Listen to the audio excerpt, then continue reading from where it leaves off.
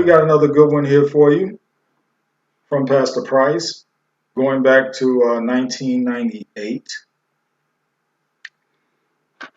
And, before we get started here, I want to, read some information for you. And because I always want to preface how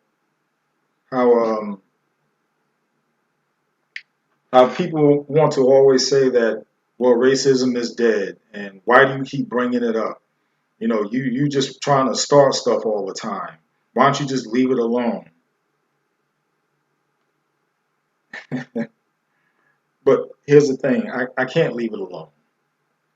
Why can't I leave it alone? Because it's sin. Why can't I leave it alone? Because it affects me and it affects you. So let me see. Give me a chance. Let me pull this up. Okay. Get my specs on here. All right. Now, there was a gentleman who had this question. He was talking about reparations, all right? No, and please forgive me for not having his name available. But he said, I don't believe in reparations. He said, who will pay for that enormous amount of money and where will they get it from? He said, forget about it.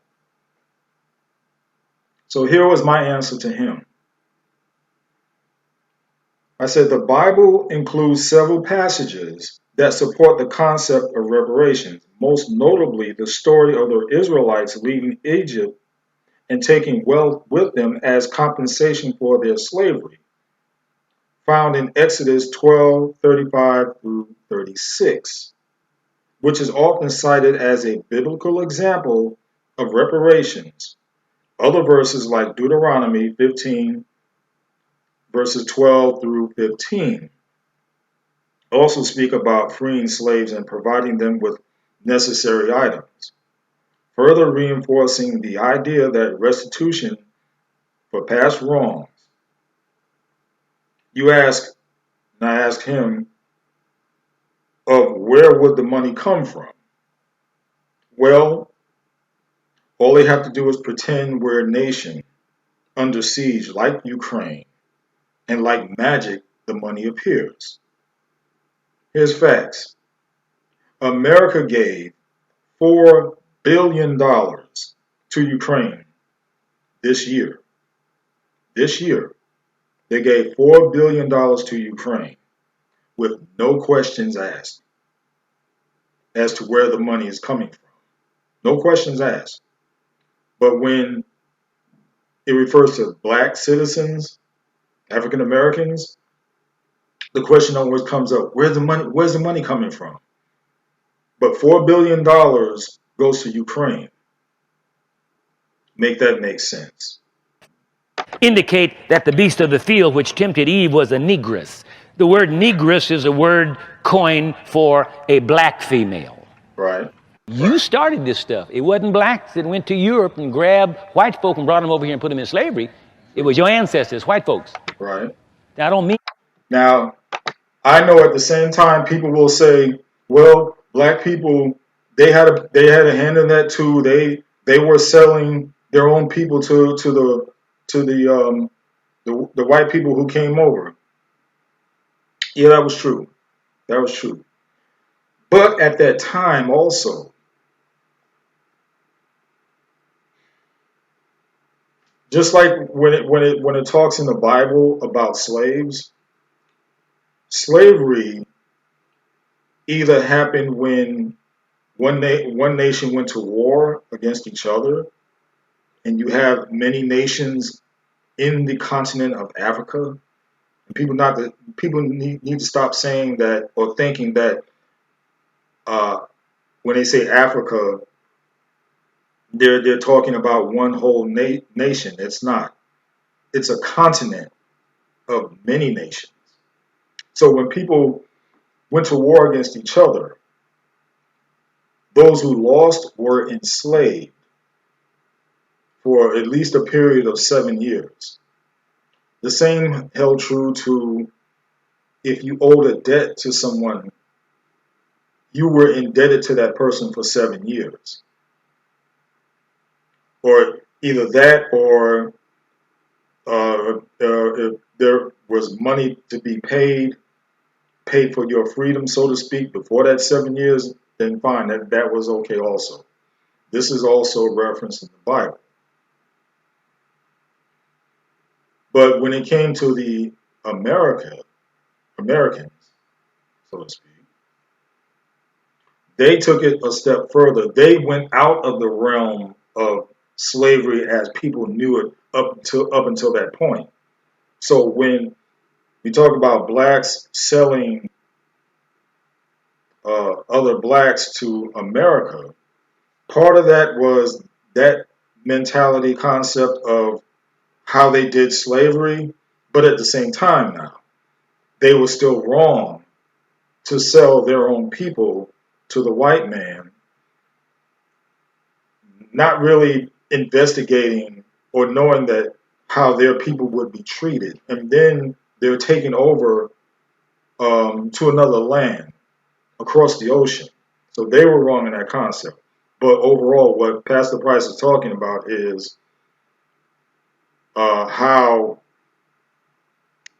the Europeans took it to a whole nother level. The Negro is an inveterate babbler and is withal one of the most noisiest animals.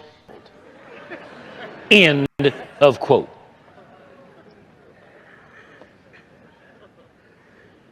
Now, you see, you laugh at the absurdity of this. You know, you wonder how can an intelligent person concoct such a story?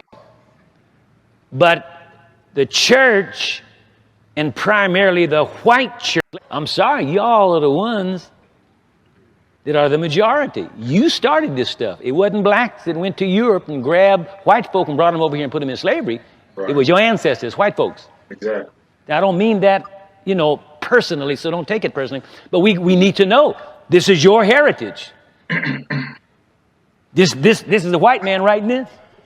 And I have some information that I'm going to read you in just a few moments. That is present tense. That will show you, remember now that book, copyright 1902. 96 years ago.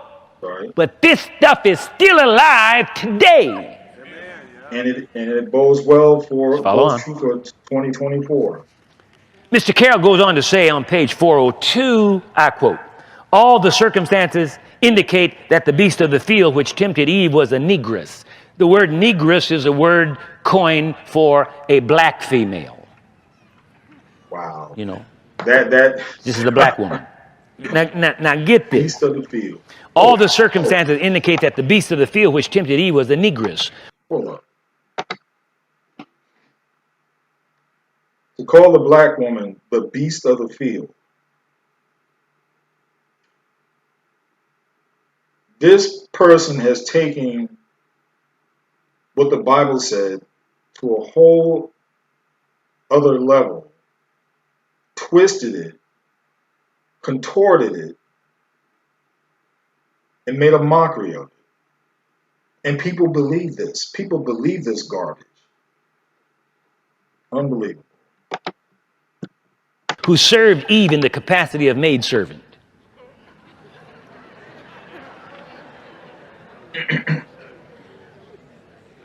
Garbage. End of quote. Garbage. On page 405, he puts the icing on the cake with this statement. I quote, they're, Adam and Eve, they're acting, I quote, they're acting upon the advice of the negress by eating the forbidden fruit was their second offense. This reveals the startling fact that it was man's social equality with the Negro that brought sin into the world. So blame it on the black woman. Blame it on the black man. Yeah, these be your ancestors. Don't be looking at me like that.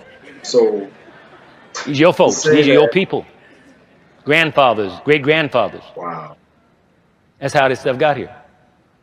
It doesn't feel good, does it? Even though Well, Adam and it Eve doesn't were feel black good to us to be themselves. called an ape either. Make that make sense. So it's, we're all in this thing together. We're monkeys and y'all are responsible for the lie that started. So we're all in the same bag. So don't be looking at me strange. You get a chance to feel how it feels to be hurting for 400 years. Didn't call no names. It's not personal. No, it's not. Don't get offended. The truth will make you free.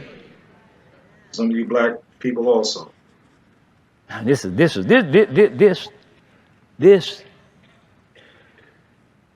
awesome. Listen to this. This being true, it follows that man's social equality with the Negro will keep sin into the world and will bring upon man the just condemnation of God. Scriptures, God. Notice how the Bible is Scriptures, God. Besides, man's social equality with the Negro tends to political and religious equality. And these three, or any one of them, inevitably leads to amalgamation, itself the most infamous and destructive crime known to the law of God. End of quote.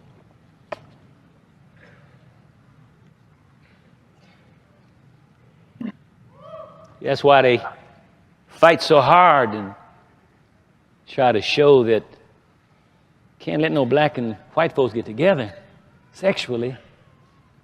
Be a pollution of the worst kind. Bring the judgment of God on us.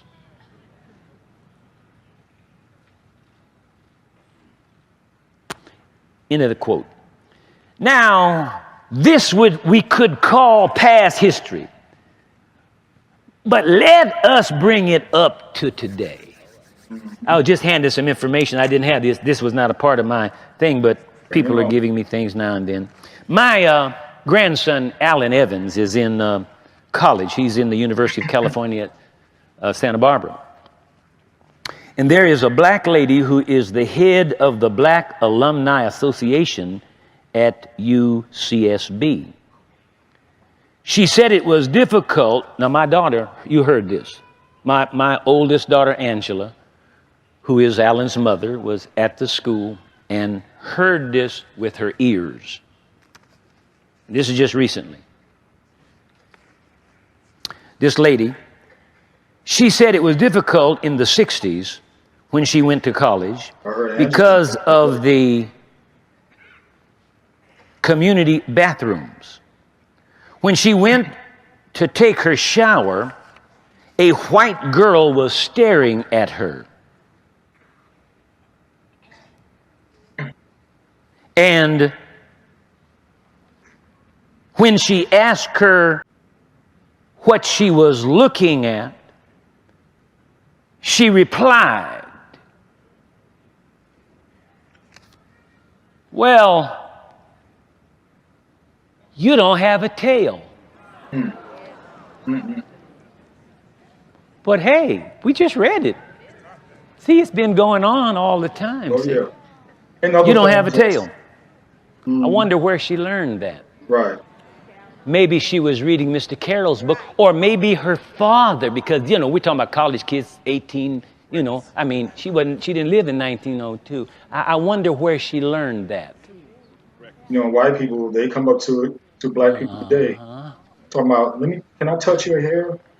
It's the same effect. I just kind of wonder where she got that.